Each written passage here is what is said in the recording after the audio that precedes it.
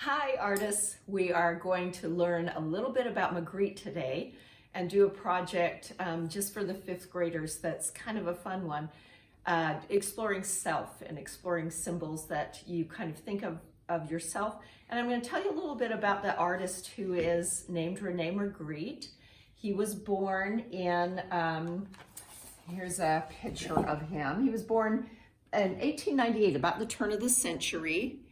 And he was known as a surrealist, and that means he did very realistic expressions of things, but he put them in odd places. And his very most famous one is called Son of Man, and it is this, that's what we're gonna model our piece of art after, is the one that is the apple in front of the man with the overcoat with the bowler hat.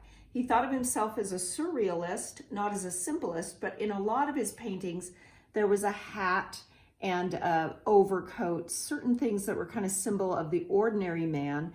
And then the apple is kind of a symbol of all sorts of other things. He did a series of these types of paintings. This is a bad printout of it, but you know, we don't have a library, so I'm just showing you. These colors are wrong, but you can see his eye is kind of peeking out from behind the apple.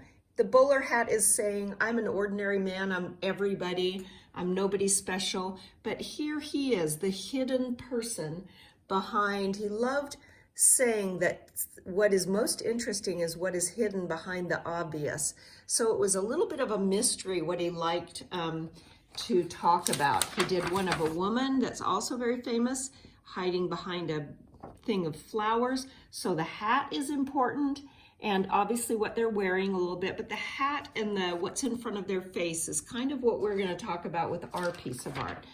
Another one, again, the bowler hat, but this time with a dove in front of his face.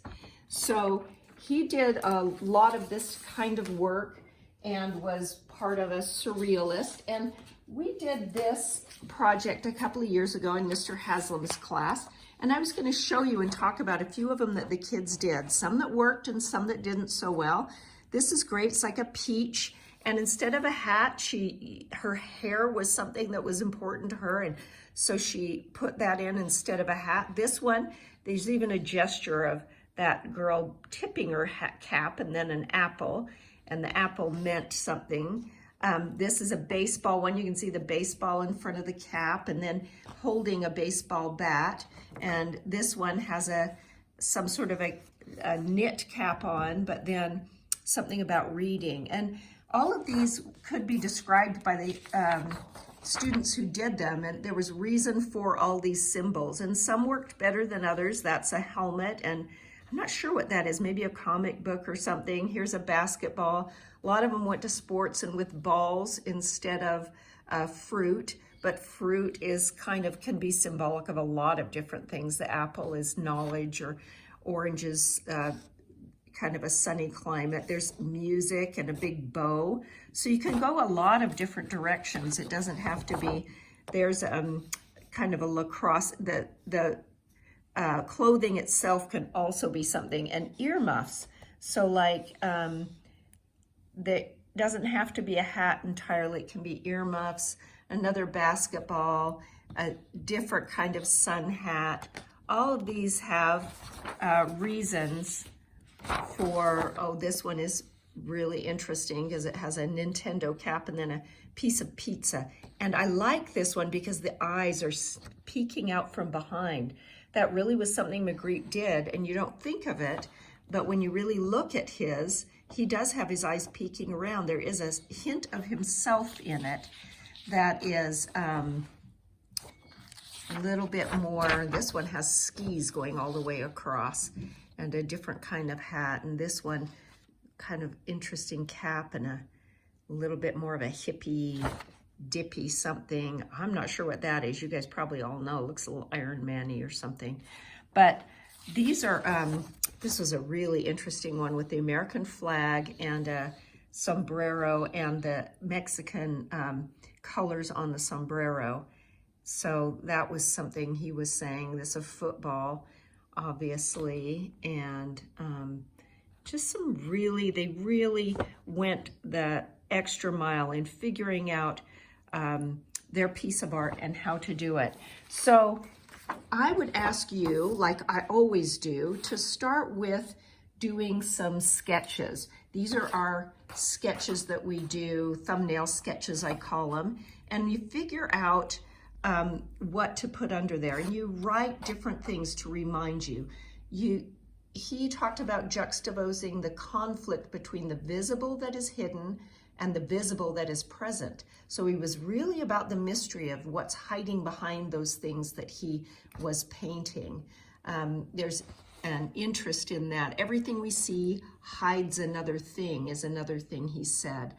The background is often, and in his was a brick wall, just something as normal as could be, a brick wall, and then a very cloudy sky, a very normal sky. A lot of his were, you know, very bright, very blue, puffy clouds going by, just the most normal kind of background you can imagine.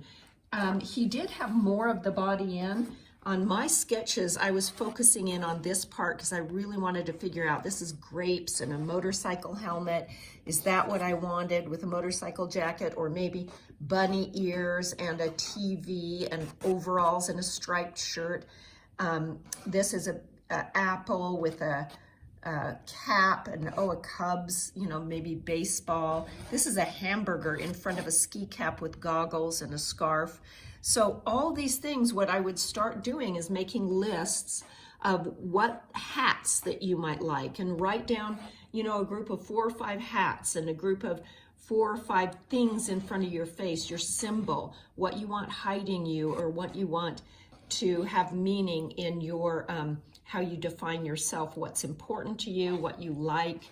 And after you write your list, then do your thumbnail sketches, and then make those sketches a little bit bigger and figure out, and this I did really lightly with pencil, and then, you know, do think about having your eyes peek out from behind, you know, and what that'll look like. And you can tell how lightly I'm working on this, and maybe a mouth behind, because how we're going to do the final one is taking this really light colored sketch, and on this one I show how light I did it. You can't even probably see it on the camera.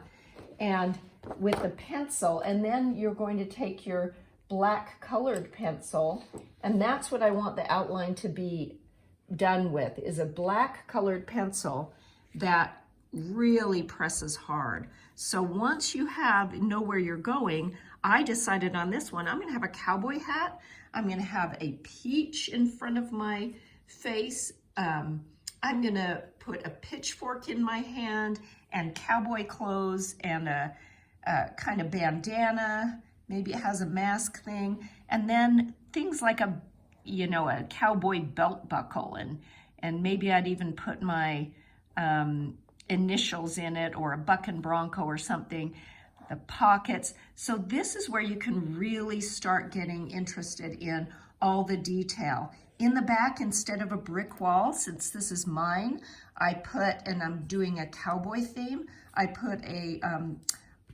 kind of a wooden corral fence, and maybe even I have, just the plain sky is really what you mostly should do, because that's kind of a Magritte thing, and that'll simplify it. I had sketched a barn in, and then I thought, no, that's gonna be too confusing, and I think I'll go back to just the blue sky with a few puffy clouds.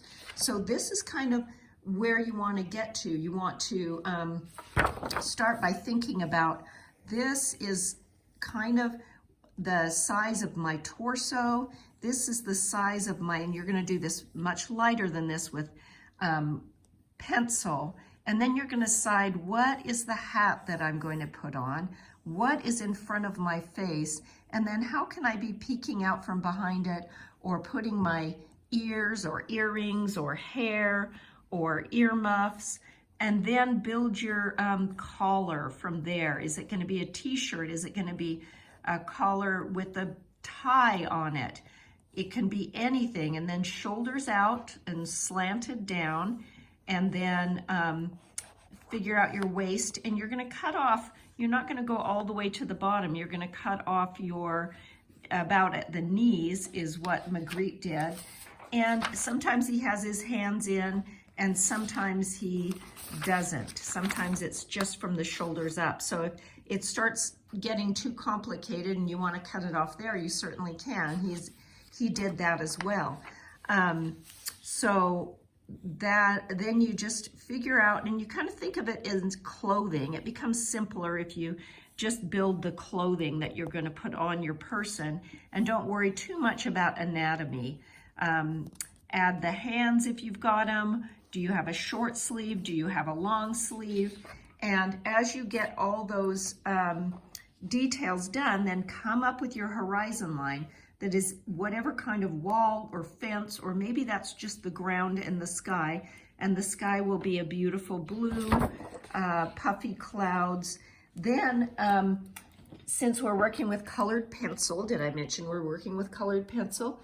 You are going to add some more details with that, and be really purposeful with how you do your craftsmanship.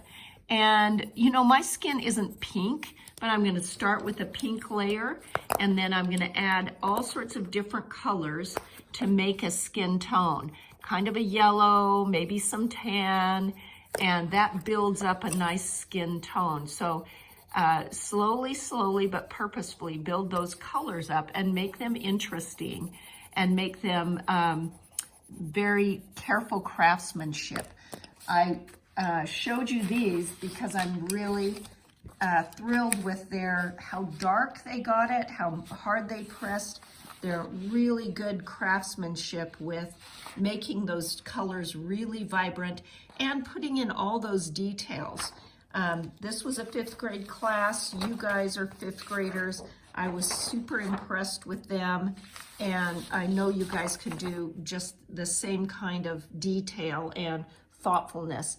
Remember your details in your background, fences or just horizon lines, and add the details to your clothing that make it kind of interesting. And I'll come back at the end and show you kind of how this looks when I filled it all the way in, and hope you have fun with this. Thanks. All right, welcome back. I had a little time to finish up my drawing. I hope you take plenty of time.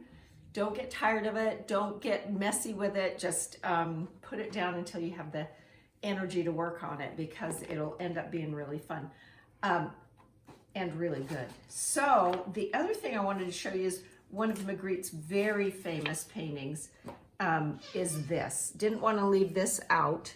It's called, it says in French, "This is not a pipe." And that's just part of his things that are hidden, not hidden, things that seem real, and he's trying to get you to doubt what you see or wonder what's hidden in his pieces. So this is what mine ended up being.